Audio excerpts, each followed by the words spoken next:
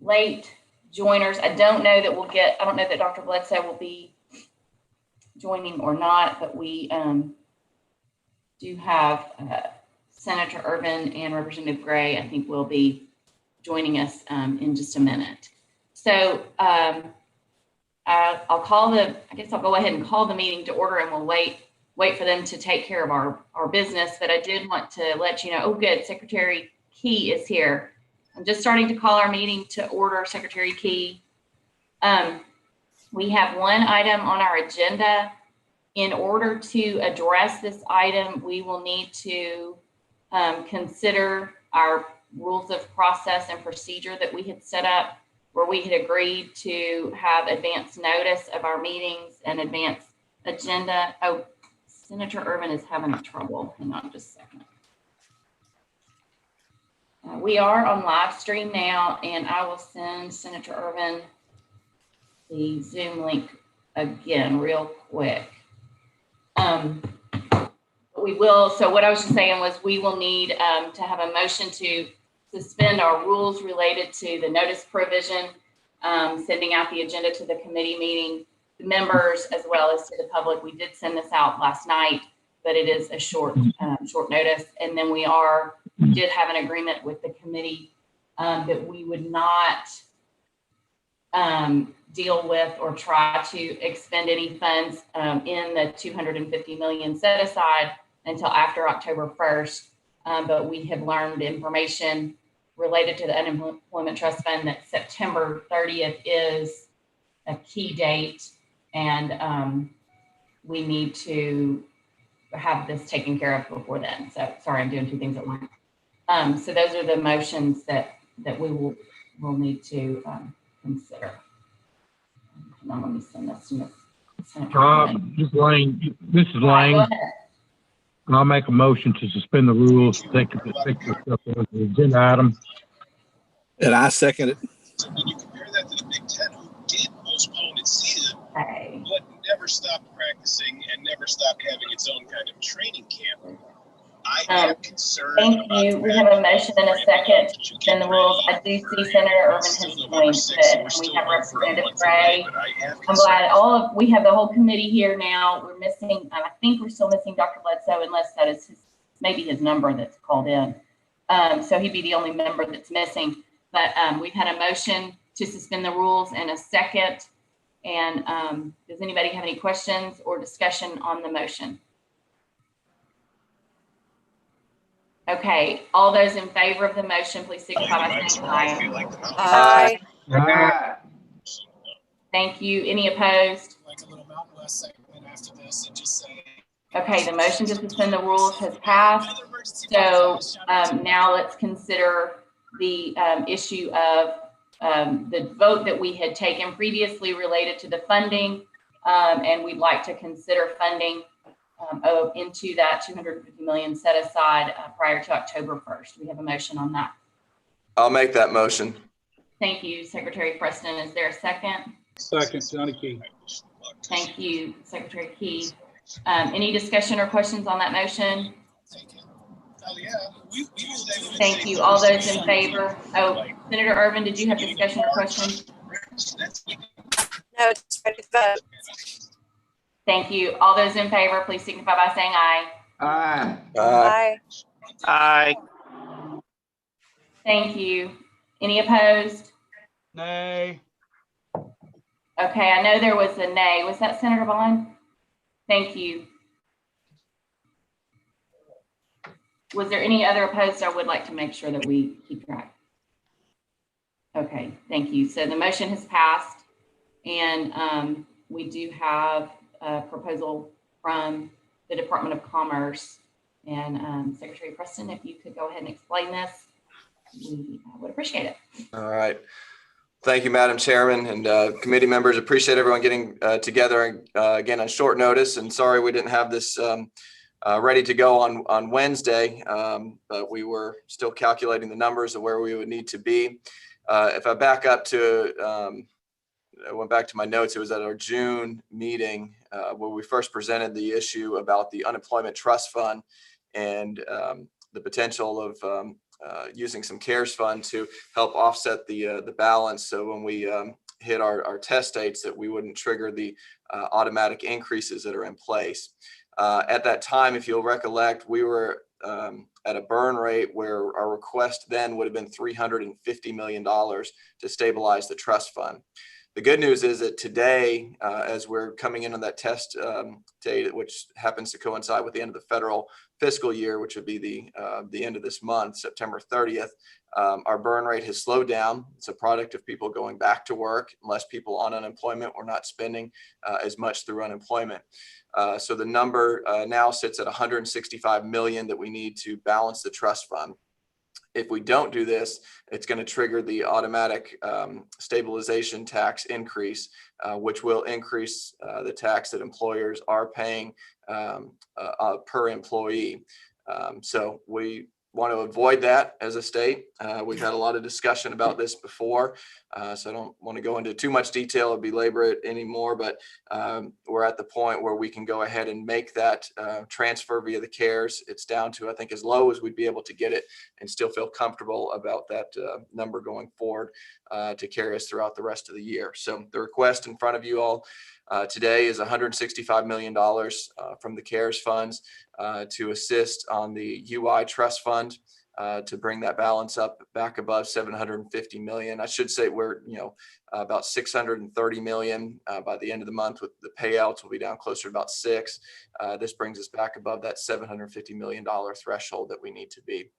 That, Madam Chair, is the proposal in front of the committee. I'm happy to answer any questions, and I believe we have Mr. Brian Hicks, who is the CFO for the Department of Workforce Services, on as well. If these questions get too technical for me, Brian is here to assist. Thank you very much, Secretary Preston. And members of the committee, does anyone have questions? I'm sure we probably have some questions. So let me know who, just open your mic and speak and we'll. Well, I'll be first, I guess. Thank you. Go ahead, Senator Bond.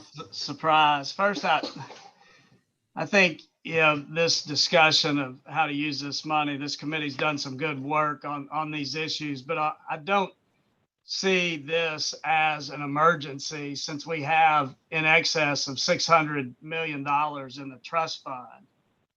And every time, at least in my legislative experience, that we get in a huge hurry to do something, usually we're sort of making mistakes, and we're getting in a huge hurry here. This CARES Act money is supposed to address pandemic related costs. Obviously unemployment benefits is one, but there are certain industries and businesses and people that are incredibly directly impacted that we have not helped yet with this money. And I think that's important that we look at teachers and schools, and whether that's more school nurses or health and safety payments to teachers. The big challenge for the state is to get people back to work, which we're doing, which means control the pandemic. So there's just I just think we're getting in a hurry to do this, and we should use the money more wisely to directly help those businesses that have been shuttered or about to be shuttered, as opposed to just shifting money over to the trust fund. A couple of questions I do have at the end of the first page of the letter Secretary Preston sent out that I just received this morning. It says the additional tax on employers amounts to an additional $10 per year per employee for each 1% increase. And so what is that? Say if I have 10 employees, can somebody tell me what that increase is? Am I going to pay 10 times 10 for the years at $100 if we don't move this $160 million?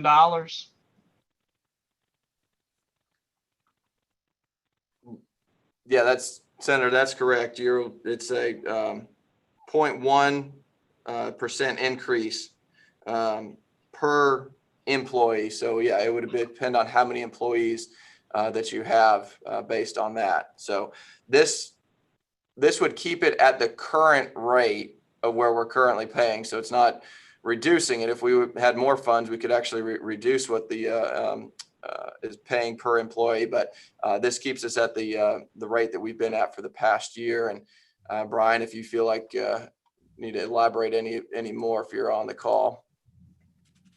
Yes, this is Brian Hicks, and you're absolutely right, Mr. Preston. This request is to lessen the burden on the employers of Arkansas who will be seeing their unemployment taxes go up in 2021. This would reduce that burden and reduce the amount that the tax would go up on them. Right. Well, my question is, if I have 10 employees, if I'm running, say, a normal small business in Arkansas, if we move this $160 million, you're telling us, I want to be clear, because I'm not sure that in January, if I have 10 employees, then I'll pay $100 less than I would pay, just $100. Is that right? Yes, sir. And so for small employers, which are the backbone of this state, by the way, this is not a significant issue, is it? I mean, if you have 5 employees, it's $50. Is that right? Yes, sir. One thing that may be of interest for the committee to know is that due to the state legislation, the taxable wage base that the employers will be paying will go from $7,000 to $10,000. So that in itself will be a 30% increase, roughly, of their state unemployment taxes. So it's going to go up significantly anyway. And so this would prevent the tax that the employers will be paying to going up even more. So while $10 per employee may or may not be that much, but if you're talking about adding $10 on top of what's already being paid, then it might be a significant amount. So a couple of follow-ups on that. One, we have a 16-week benefit in Arkansas, which is the shortest in the nation for unemployment. I think we're tied with a few other states for that. And then that trigger that you're talking about, these are state laws, right? They could be changed in January. That's one question. And two, couldn't the governor under the emergency order extend when we refigure this tax to see if we get more people back to work? And we may not even need to do this. To answer your first question, could we address this in the session? And the answer is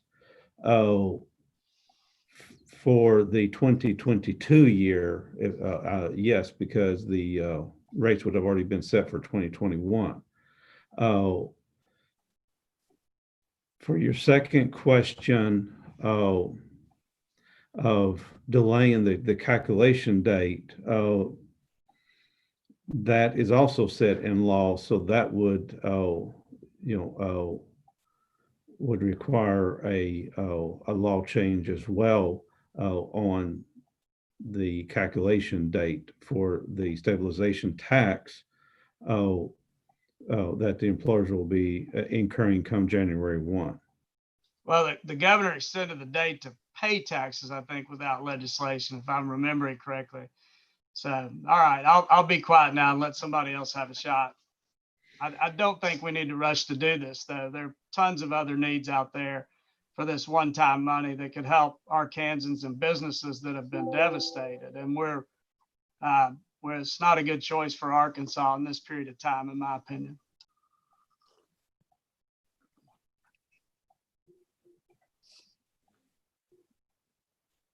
Thank you, Senator Bond. I'm sorry, I couldn't find my mute button.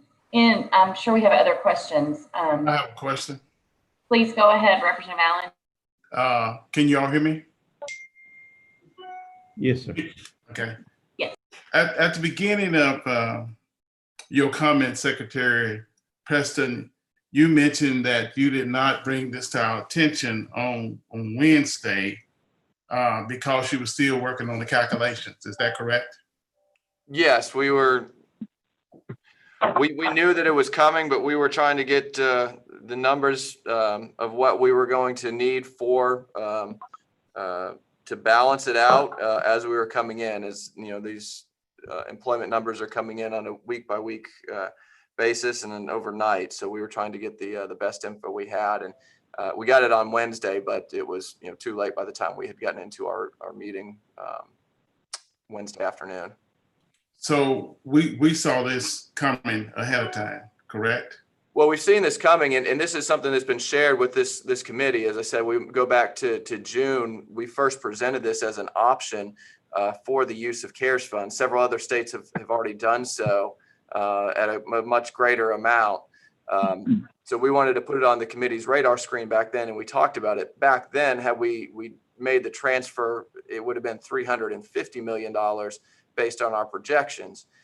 As I said at the beginning, our numbers have gotten a lot better in terms of those on unemployment, and therefore the number has decreased significantly. So waiting up until this point, we were, had a much better or a clearer picture of what those numbers would be, for this September 30th deadline. So that's where we're the 165 million that we are at today, and not the 350 million where we were in June when we had significantly more people on unemployment, and our burn rate was much higher. Well, the way it was explained to us, it was like a sense of urgency because this just came up and no one knew about it. So I'm not trying to say I got you or anything like that, but if this was going to be an issue, I think we should have put this out on the table a month ago or weeks ago, so at least we could have the benefit of discussing this in council and exploring what our options are. Mm-hmm. But it appears right now that our backs are against the wall and we don't have a choice. But if we go back to what Senator Bond said, it's not going to benefit a lot of the small businesses in the state of Arkansas. And the majority of the people that's going to benefit from this is going to be big business. Is that correct?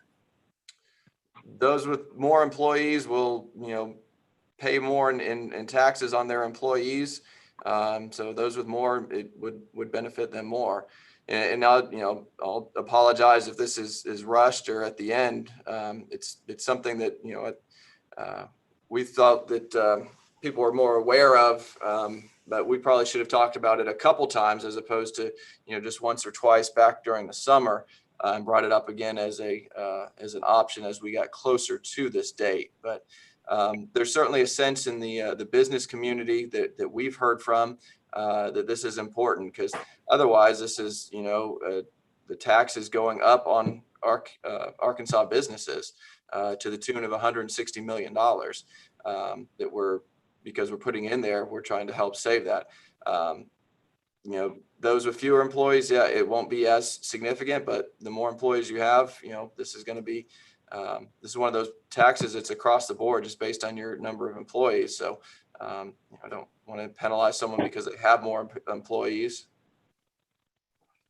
Okay. But I appreciate you. Representative Love, Alan, this is Larry Walther. It's proportional to the number of employees. So, one could assume that it's going to be just as difficult on a small business that has, 5 or 10 as one that has 100 in terms of the proportionality, because the per employee change would be the same, as I understand it. Yeah, I understand that, but the problem that I have with it, if we knew this was coming up, all of a sudden it's a rush. And whenever we rush into doing something, we're prone to make mistakes sometimes. So I want to make sure that we are making a prudent decision here today. And I'm not trying to stonewall it. I'm not trying to delay it. I just want to make sure that we're going to make a wise decision here today. And Representative, I appreciate that concern, and definitely want to make sure that this is a wise decision, thought through. If I had anything to do over, apologize. I would have brought it sooner. We wanted to make sure that the numbers were as close to what we actually needed as I've alluded to before. But so apologize if we should have vetted this or talked about it more as a committee before. But I think from the business community, if you talk to anyone who owns a business, this is going to be a big issue for them, and something that we can do. While it might seem little to some businesses, when you multiply it across the state and the impact that it'll have, it is fairly significant. Yeah, I'm just worried about transparency, and I just think that we need to do things clear and in a timely manner. And I just don't think that I feel that this could have been a little bit more transparent and coming at the 11th hour. And I appreciate your work. I appreciate what you're doing. But I think that we could have handled this a little bit better. When I mentioned a couple of weeks ago about unemployment benefits, you all mentioned that no decision had been made and that the money may not be used for that. You didn't say it was going to be used for it. You didn't say that it would be used for it. So it was kind of like one of those deals where I didn't know where the money was going. And none of us knew where the money was going. But if we had known this, we could have made some preparations. And I think that when spending that kind of money, I think that we all should have had more time to vet this and discuss it. And so now it's a sense of urgency. It's like our backs are against the wall, and we don't have a choice right now. And I'm sure it's going to pass. The votes are already there for you. Representative Allen, I agree with you. I know you brought that up the last meeting and asked, when are we going to talk about the 250 million and how we will address that? And we had said as a committee we would wait until October 1st. And so if we had known this drop dead date of September 30th, we could have adjusted our committee plans earlier. So, but we did know. We did know. We did know. The secretary just told us he knew about it, but he was trying to wait on the numbers to get right. So it's an element of surprise for some of us, but for some of us, it's not a surprise. Thank you. I have a question. Yes, go ahead. This is Representative Jean. Secretary Preston, how many and throughout the state employees do employers pay this on? What's the total number? Total number of employees in the state that's being paid on? Yeah. I don't have that number in front of me. Brian, is that something that you would have or could calculate? I'm trying to get the total cost of all employees, what this costs all the employers in the state. What would the total cost be if we didn't do this? Right. I don't have that number in front of me. I mean, if we don't do this, then the number's going to go up, that they're all going to have to pay, well, is it 600,000? Is it 700,000? Is it $1 million? I mean, we don't have that number. Yeah, it's how many ever people are employed under in Arkansas that are paying into the trust fund. Brian, do you have a rough estimate on what that number is? Just short of 1 million employees are reported to our. So if it's 1 million times 10, be $10 million hit. Would that be right? Yes, sir, for 1 year. Oh, okay. Well, that's pretty substantial. And that would be ongoing until the trust fund was built back up. So it'd be 10 million roughly a year for however many years it takes the trust fund to build back up. All right. Well, thank you. Senator Ervin. Go ahead, Senator. Thank you. So, sorry, I'm in the car driving. So a couple of different things. Number one, this legislation, I did ask about how much at the last meeting, how much was in the unemployment trust fund and the triggers so that we could get a report on that at our next meeting, because that legislation did come through Public Health, Welfare, and Labor Committee. So I do remember this whole entire situation that we had to wrangle with and deal with from the time I got elected in 2010. This has been a long-standing problem when the trust fund has been depleted. And we worked very, very hard to put, I think, good legislation in place that was responsible for these triggers. Before, as to my recollection, and Mr. Preston, you can talk through this, but before borrow money from the federal government and pay money back. Is that correct? Do you remember the circumstances behind what all we had to deal with.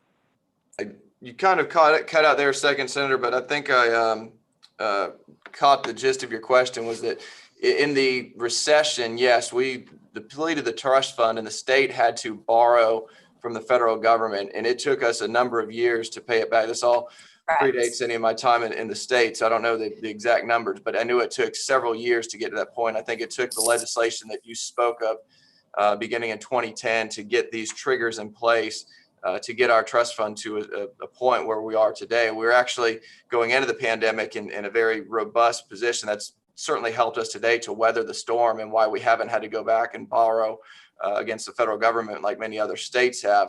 We're simply saying that we're able to now, with the CARES dollars, add this back into it to get us above that stabilization, and that's going to carry us at the current levels through the next year. Okay, and is this the amount of money that we're going to need, or do we need more to get us through the end of the year? No, this is enough to get us through the end of the year. Okay, we're sure about that, because I mean, we could always use more, and I'd be an advocate today and probably discussion for the future. But if we have any additional CARES Act funds left, put it into the trust fund. Get us back as high as we possibly can. So this today gets us to where we need to meet these triggers and not have it go in place. Once we get into the next couple of months, we don't know what the pandemic's going to do, and unemployment's going to go back up and our burn rate goes higher. So there's always that possibility that it could go. So we could go beyond this and put more into it. This is what we need to move us forward, though. Right now, this is what we need to move us forward right now. So there is a possibility if we come back in December and we have $50 million left over in CARES, I would be the first one advocating that we need to move more into the trust fund. Well, I would be too, because living through this, was a very difficult situation. And this was before you arrived in Arkansas, but there was a lot of work done on this issue, and there's a reason that legislation is in place. And I will tell you, from a small business owner's perspective, especially those who have had to tap into the PPP program, tap into additional loans, go to banks and secure loans because of the complete chaos that this pandemic has occurred for a lot of small businesses, that they are operating on borrowed money right now. A lot of small businesses are. So if you say $100 isn't a big deal, it really is. I mean, it is for small businesses, especially in my district, in my area, which is completely made up of small rural businesses and rural small, and so so many of these businesses are currently operating on borrowed money. And so raising taxes on them is absolutely not something that I could ever support and ever would support. The unemployment crisis occurred not because of their poor stewardship or businesses, business of their business, or our poor stewardship of taxpayer dollars.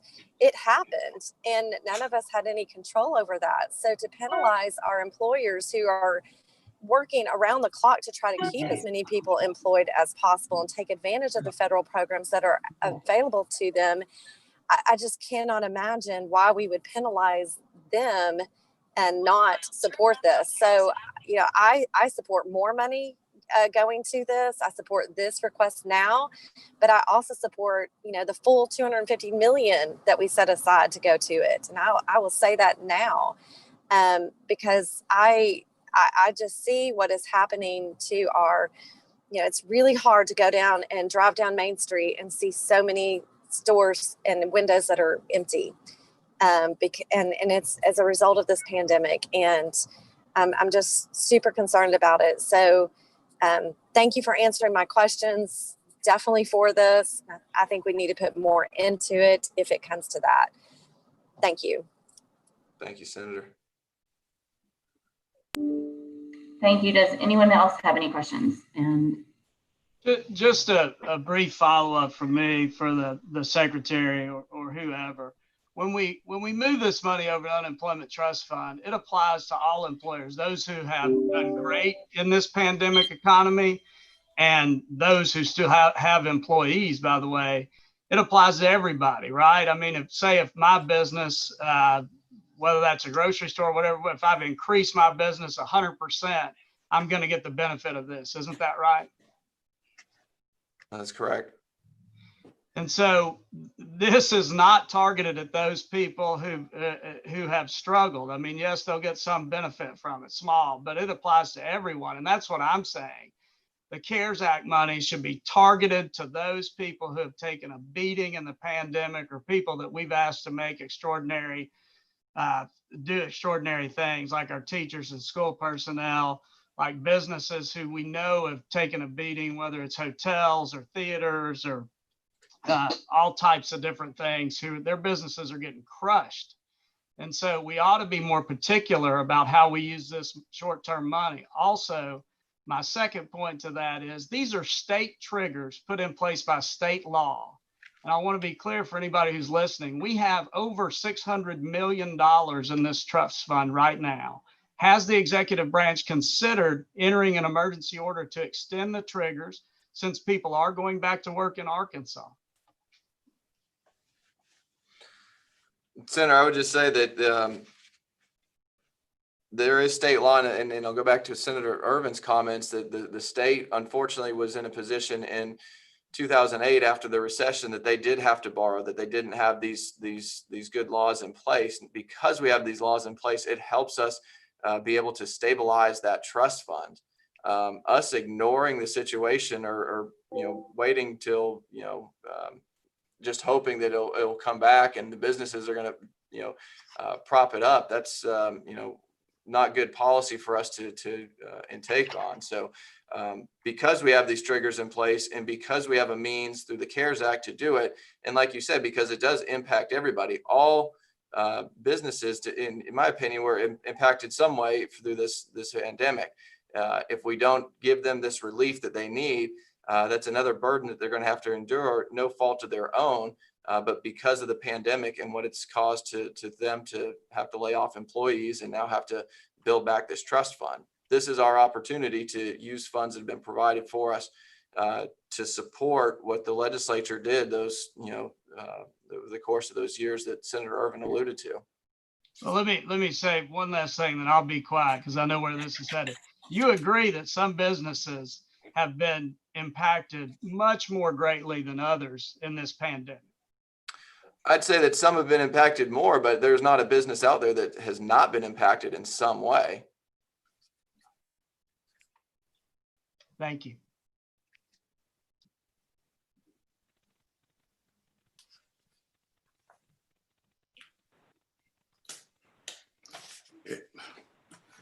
Question?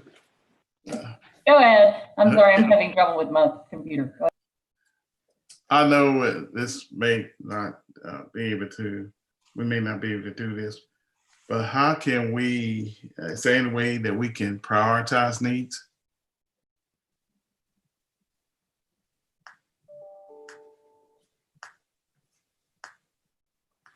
So what do you mean by that? The companies and organizations that need it the most.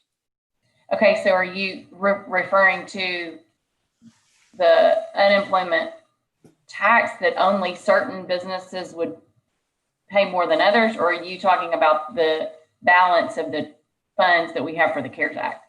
All both.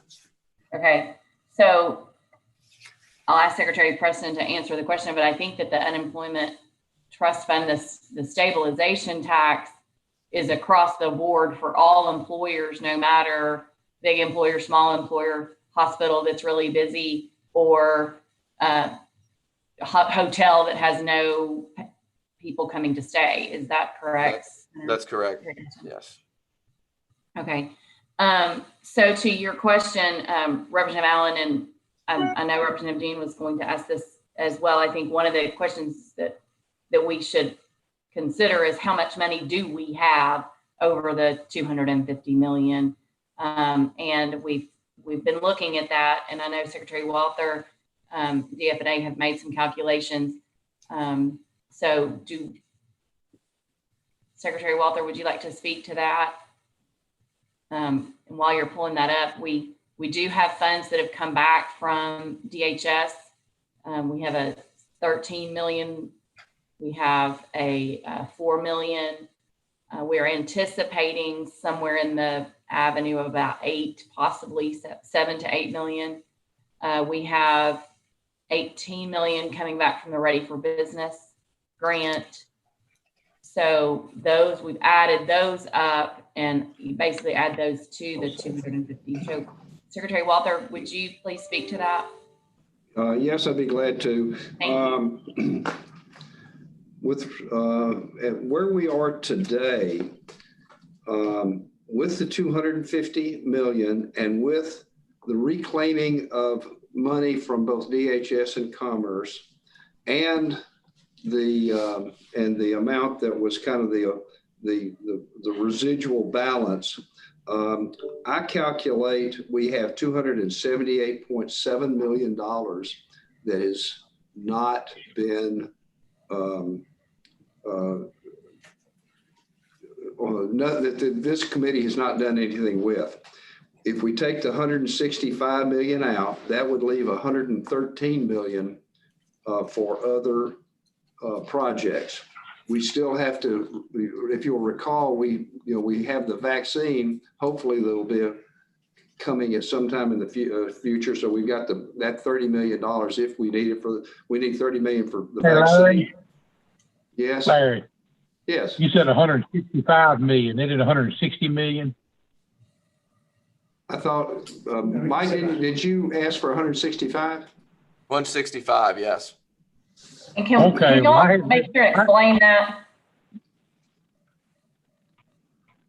Yes, Representative Dean, you are correct. We initially thought they were going to be asking for 160 million, but with additional calculations, it's changed. So maybe that's what I had on my notes. So all right, go ahead. I'll change my notes. So your notes are correct. We'll let either DFNA or Secretary Preston speak to the recommendation to add the additional 5 million.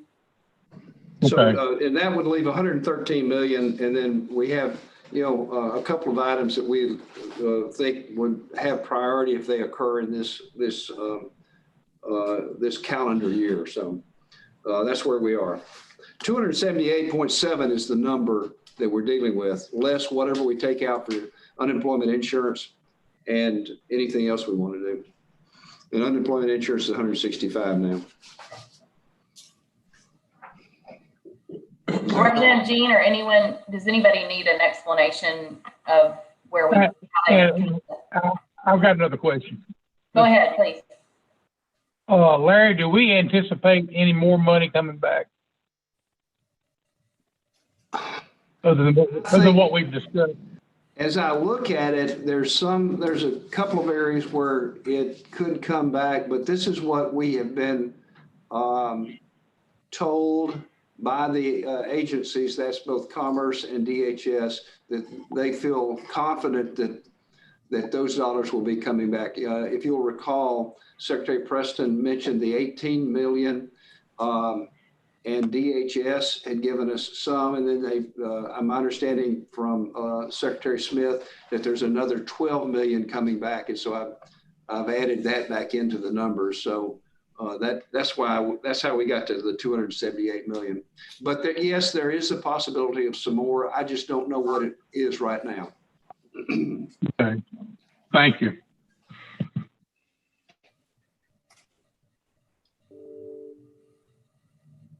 Any other questions or comments?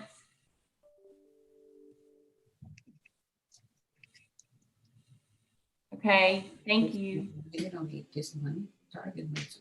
there somebody trying to speak? I just want to make sure we give you all opportunity. One thing I did want to ask, and I think that Brian can answer this, the question about how often this tax is paid, if this is a monthly amount that's paid or it's only paid yearly, but I think I understand it to be quarterly. Is that correct?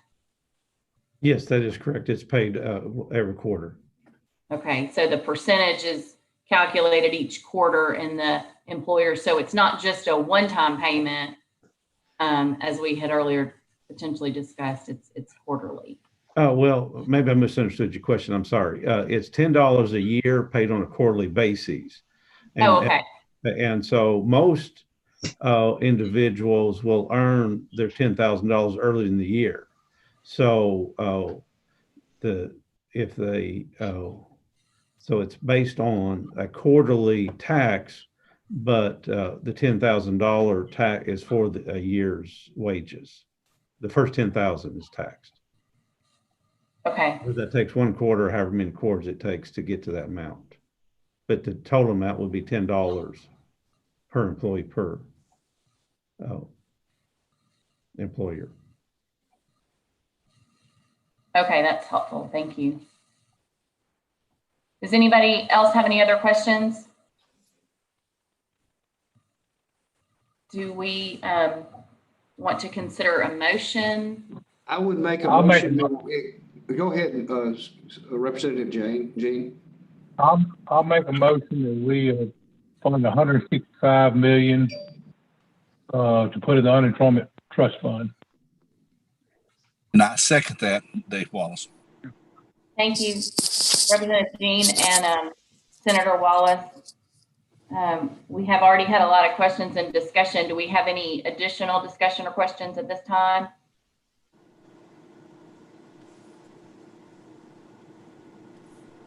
Is the committee ready to vote on this motion for adding the 165 million into the unemployment trust fund? Yes. Aye. Okay. Aye. All those in favor, please signify by saying aye. Aye. Aye. Thank you. And any opposed? No. Thank you. On the bill, no vote on it. Thank you. Any other opposed? We have 2 opposed. I'll give everyone an opportunity.